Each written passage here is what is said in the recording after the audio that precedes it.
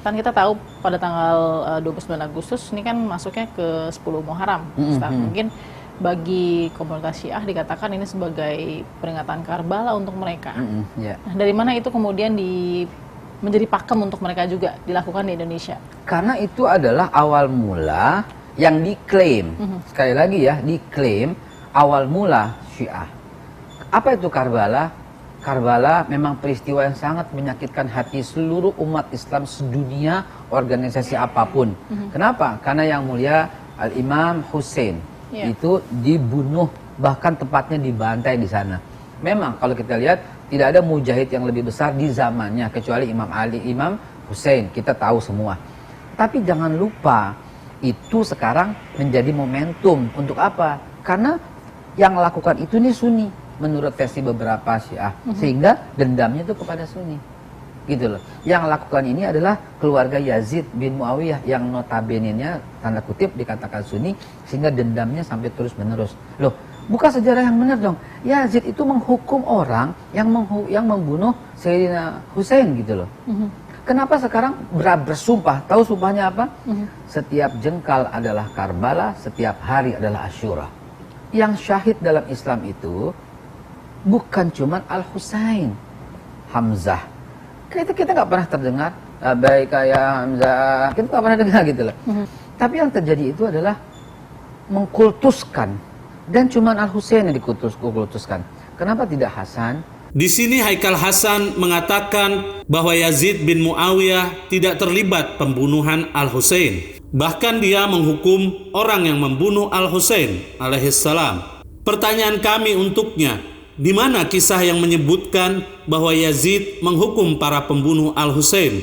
Justru yang ada adalah pemeran utama di dalam pembantaian Al-Husain dan keluarganya adalah Yazid bin Muawiyah. Dan ini bukan mengada-ngada seperti kebiasaan Haikal Hasan. Kami dapat buktikan dalam kitab-kitab berikut ini. Di dalam kitab Syarah Al-Aqaid An-Nasafiyah karya At-Taftazani, salah satu ulama Ahlus Sunnah, yang diterbitkan oleh Dar Ihya At-Turath Al-Arabi, halaman 149. At-Taftazani berkata, yang benar adalah keridoan Yazid dengan terbunuhnya Al-Husain dan kegembiraannya akan hal itu, beserta penghinaan kepada Ahlul Bait Nabi Sallallahu Alaihi Wasallam adalah hal yang mutawatir secara makna, walaupun rinciannya adalah riwayat ahad. Kami tidaklah ragu akan perkara Yazid juga keimanannya, laknat Allah atasnya, para penolong dan antek-anteknya. Di sini ulama besar mazhab Ahlus Sunnah, yaitu At-Taftazani, menyatakan bahwa Yazid bin Muawiyah senang dan ridho terhadap pembunuhan Al-Husain. Hal ini ditetapkan melalui riwayat yang mutawatir secara makna. Namun sayang, riwayat yang mutawatir ini tidak diketahui oleh Haikal Hasan, yang dengan percaya diri menyatakan Yazid menghukum pembunuh Al-Husain. Bahkan dengan jelas Ibn Katsir menyebutkan bahwa pemeran utama yang memerintahkan pembunuhan Al-Husain adalah Yazid bin Muawiyah. Simak kalimatnya berikut ini. Di dalam kitab Al-Bidayah wan Nihayah karya Ibn Katsir, salah satu ulama Ahlus Sunnah, jilid 8 yang diterbitkan oleh Maktabah Al-Ma'arif, cetakan tahun 1992, halaman 222. Ibn Katsir berkata, Yazid telah berbuat suatu kesalahan yang fatal di saat dia memberikan wewenang kepada Muslim bin Uqbah untuk melakukan apa saja di kota Madinah selama 3 hari. Dan ini merupakan kesalahan yang besar lagi keji, karena di dalamnya banyak para sahabat Nabi Shallallahu Alaihi Wasallam yang terbunuh, juga anak-anak mereka, yang mana sebelum ini Yazid telah membunuh Al-Husain dan sahabat-sahabatnya melalui tangan Ubaidillah bin Ziyad, yaitu di Karbala. Kami tegaskan, Yazid telah membunuh Al-Husain dan sahabat-sahabatnya melalui tangan Ubaidillah bin Ziyad. Kami sangat yakin Haikal Hasan tidak pernah membaca riwayat-riwayat tadi. Sekarang jelas perlakuan Yazid kepada cucu Rasulullah Shallallahu Alaihi Wasallam. Apakah setelah ini Haikal Hasan masih mau mengatakan bahwa Yazid sebagai Sunni? Kami yakin Ahlus Sunnah tidak menerima apa yang diucapkan oleh Haikal Hasan. Adapun mengenai tuduhan Haikal Hasan bahwa orang Syiah terlalu mengkultuskan Al-Husain, padahal Al-Hasan pun cucu dari Rasulullah Shallallahu Alaihi Wasallam.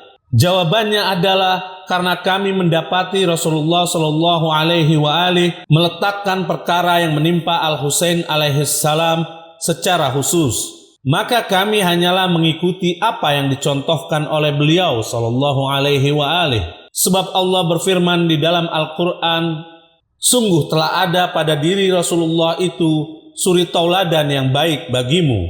Surat 33 ayat 21. Dan tidak ada sejarah yang menyebutkan bahwa Nabi Shallallahu Alaihi Wasallam menangisi seseorang sebelum kematiannya kecuali Al-Husain bin Ali bin Abi Thalib alaihimussalam. Dan Rasulullah sang penerima wahyu berkali-kali menyikapi yaitu kejadian ini dengan mulia serta meratapinya.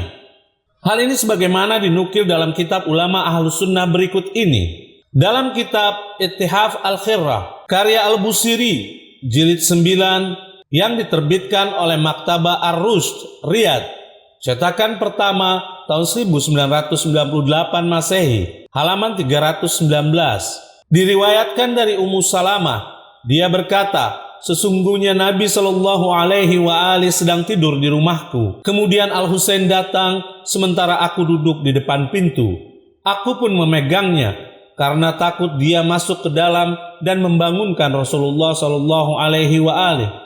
Kemudian aku lalai sejenak, maka Al-Husain masuk perlahan-lahan, lalu dia duduk di atas perut kakeknya, yaitu Rasulullah Shallallahu Alaihi Wasallam. Di saat itu aku mendengar Rasulullah Shallallahu Alaihi Wasallam meratap. Kami tegaskan, Rasulullah Shallallahu Alaihi Wasallam meratap, dan aku pun mendatanginya seraya aku berkata, wahai Rasulullah, aku tidak mengetahui hal ini. Beliau Shallallahu Alaihi Wasallam bersabda, sesungguhnya telah datang kepadaku Jibril, sementara Al-Husain di atas perutku, dan dia bertanya kepadaku, apakah engkau mencintainya? Aku menjawab, iya. Kemudian dia berkata, sesungguhnya umatmu kelak akan membunuhnya. Maukah aku perlihatkan kepadamu tanah tempat di mana dia akan terbunuh? Aku menjawab, iya.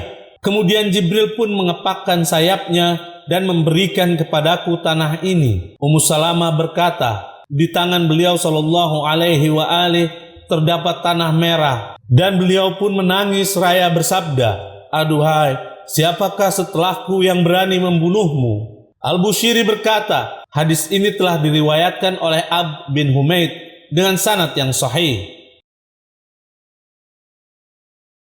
Apakah Haikal Hasan akan mengatakan bahwa Rasulullah Shallallahu Alaihi Wasallam telah mengkultuskan Al-Husain dibandingkan Hamzah paman beliau, Ali bin Abi Thalib, dan para syuhada Islam yang lain? Benar apa yang dikatakan oleh Amirul Mukminin Imam Ali bin Abi Thalib alaihissalam.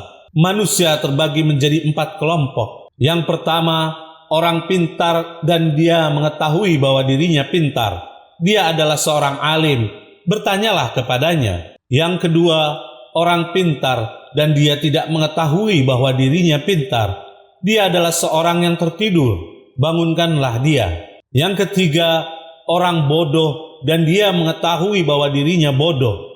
Dia adalah seorang yang mencari petunjuk, bimbinglah dia. Yang keempat, orang bodoh dan dia tidak mengetahui bahwa dirinya bodoh. Maka dia adalah seorang yang bodoh, tinggalkanlah dia. Semua fitnah tentang Syiah ini kami serahkan kepada para pemirsa di dalam menilainya.